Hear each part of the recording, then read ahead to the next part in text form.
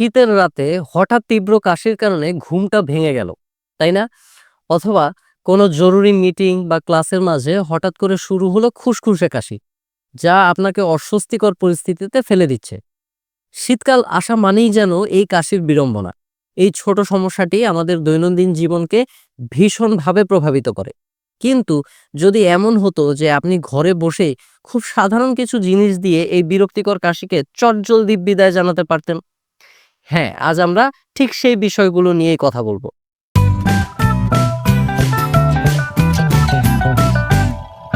আসসালামু আলাইকুম। আমি ডক্টর গাজী সাজ্জাদ হোসাইন। প্রতিবারের মতো আজও আপনাদের সাথে স্বাস্থ্য বিষয়ক একটি জরুরি বিষয় নিয়ে আলোচনা করতে চলে এসেছি। শীতকাল আমাদের অনেকেরই প্রিয় একটি ঋতু। কিন্তু এই সময়ে ঠান্ডা লাগা, সর্দি এবং সবচেয়ে বিরক্তিকর যে সমস্যাটা দেখা দেয় তা হলো কাশি। এই কাশি শুকনো হতে পারে, আবার কফযুক্তও হতে পারে। কারণ যাই হোক না কেন, সময় মতো এর যত্ন না নিলে এটি দীর্ঘস্থায়ী হয়ে যেতে পারে এবং বুকে ব্যথা বা শ্বাসকষ্টের মতো জটিলতাও তৈরি করতে পারে।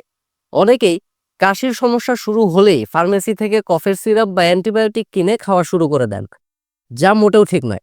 কারণ বেশিরভাগ ক্ষেত্রেই ভাইরাল ইনফেকশনের কারণে কাশি হয়, যেখানে অ্যান্টিবায়োটিকের কোনো ভূমিকাই থাকে না। তাই আজ আমি আপনাদের সাথে এমন কিছু পরীক্ষিত ঘরোয়া উপায় নিয়ে কথা বলবো, যা আপনাকে দ্রুত কাশি থেকে মুক্তি দিতে সাহায্য করবে এবং এর জন্য আপনাকে খুব বেশি কষ্টও করতে হবে না। তাহলে চলুন শুরু করা যাক আজকের আলোচনা।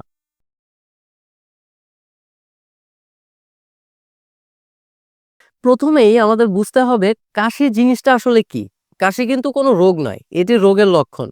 আমাদের শ্বাসনালীতে যখন কোনো অপ্রয়োজনীয় জিনিস যেমন ধুলোবালি, জীবাণু বা মিউকাস অর্থাৎ কফ জমে যায়, তখন আমাদের শরীর কাশির মাধ্যমে সেগুলোকে বের করে দেওয়ার চেষ্টা করে।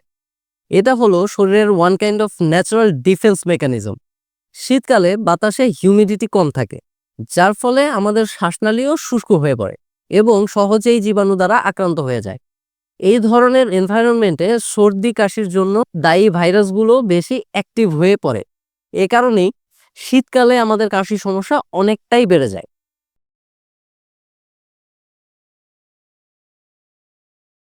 কাশির চিকিৎসা করার আগে আমাদের জানতে হবে কাশিটা কোন ধরনের। প্রধানত কাশি দুই প্রকারের হয়: শুকনো কাশি বা ড্রাই কফ এবং কফযুক্ত কাশি বা প্রোডাক্টিভ কফ। শুকনো কাশি হলে মনে হয় গলার ভেতরটা খালি চুলকাচ্ছে বা কিছু একটা আটকে আছে, কিন্তু কাশির সাথে কোনো কফ বের হয় না। মূলত শ্বাসনালীর ইনফেকশন বা অ্যালার্জির কারণে এমনটা হয়ে থাকে। অন্যদিকে কফযুক্ত কাশির ক্ষেত্রে কাশির সাথে সাদা বা হলুদ, সবুজ রঙের কফ বেরিয়ে আসতে পারে।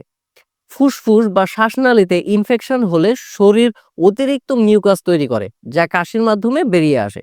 তবে কিছু ঘরোয়া উপায় আছে যা দুই ধরনের কাশিতেই দারুণ কাজ করে।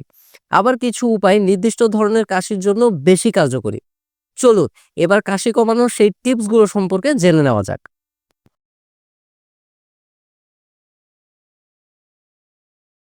এখন আমি আপনাদের সঙ্গে কাশি কমানোর কিছু সহজ উপায় শেয়ার করব। যে কোনো ধরনের কাশির একদম শুরুতেই যদি এই টিপসগুলো ফলো করেন, তাহলে খুব দ্রুতই কাশির সমস্যা কমে আসবে এবং আপনি কমফোর্ট ফিল করবেন। প্রথমেই বলবো লবণ পানির কথা। এটি কাশির জন্য সবচাইতে সহজ এবং কার্যকরী একটি উপায়।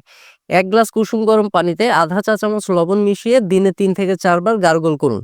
লবণ পানি গলার ভেতরের ভাইরাস ও ব্যাকটেরিয়াকে ধ্বংস করতে সাহায্য করে এবং গলার ফোলাভাব কমিয়ে আপনাকে আরাম দেয়। এরপর আসি মধুর কথায়। কাশি কমাতে মধুর কার্যকারিতা গবেষণায় প্রমাণিত। মধুতে অ্যান্টিব্যাকটেরিয়াল এবং অ্যান্টি ইনফ্ল্যামেটরি উপাদান রয়েছে, যা গলার ভেতরের সমস্যাকে হিল করে এবং কাশির উদ্রেক কমায়। আপনি কয়েকভাবে মধু ব্যবহার করতে পারেন। হয় ১ চামচ মধু সরাসরি খেয়ে ফেলতে পারেন, অথবা ১ গ্লাস কুসুম গরম পানিতে ১ চা চামচ মধু ও কয়েক ফোঁটা লেবুর রস মিশিয়ে চায়ের মতো পান করতে পারেন। এই মিশ্রণটি গলা ব্যথা কমাতেও দারুণভাবে কাজ করে থাকে। তবে মনে রাখবেন, ১ বছরের কম বয়সী শিশুদের মধু খাওয়ানো যাবে না। আরেকটি অত্যন্ত কার্যকর পদ্ধতি হলো গরম পানির স্টিম ইনহেলেশন বা ভাপ নেওয়া। একটি বড় পাত্রে গরম পানি নিয়ে তার উপর ঝুঁকে তোয়ালে দিয়ে মাথা ঢেকে নিন এবং লম্বা লম্বা শ্বাস নিন। গরম বাষ্প আপনার শ্বাসনালীর আর্দ্রতাকে ফিরিয়ে নিয়ে আসবে, জমে থাকা কফকে পাতলা করে বের হয়ে আসতে সাহায্য করবে এবং শুকনো কাশির অস্বস্তিকেও কমিয়ে নিয়ে আসবে।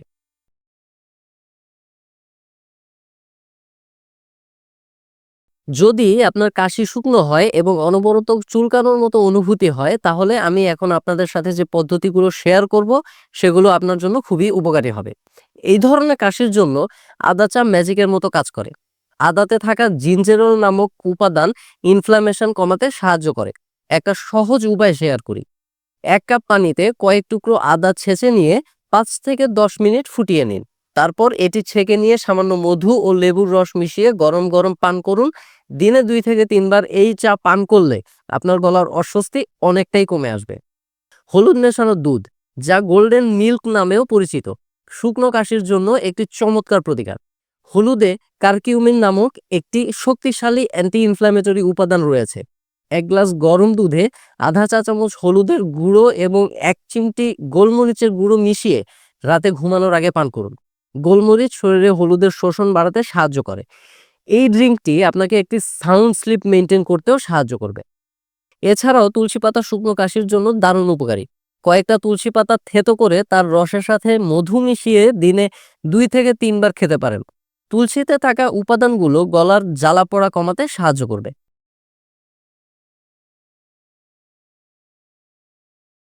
আপনার যদি কাশির সাথে কফ বের হয়, তাহলে মূল লক্ষ্য হবে সেই কফকে শরীর থেকে বের করে দেয়া। এক্ষেত্রে মশলা চা খুব ভালো কাজ করে। এটা বানানোর জন্য পানিতে কয়েকটা লবঙ্গ, একটা ছোট দারুচিনির টুকরা, কয়েকটা গোলমরিচ এবং কয়েকটা তুলসী পাতা দিয়ে ফুটিয়ে একটি হার্বাল চা তৈরি করে নিতে পারেন। এই মশলাগুলো কফকে পাতলা করে বের করে আনতে সাহায্য করবে। কফযুক্ত কাশির সময় ঠান্ডা পানি বা যে কোনো ধরনের ঠান্ডা সফট ড্রিঙ্ক একেবারেই খাওয়া যাবে না। সারাদিন কিছুক্ষণ পর পর কুসুম গরম পানি পান করার চেষ্টা করুন। এটি কফকে আলগা রাখতে সাহায্য করবে।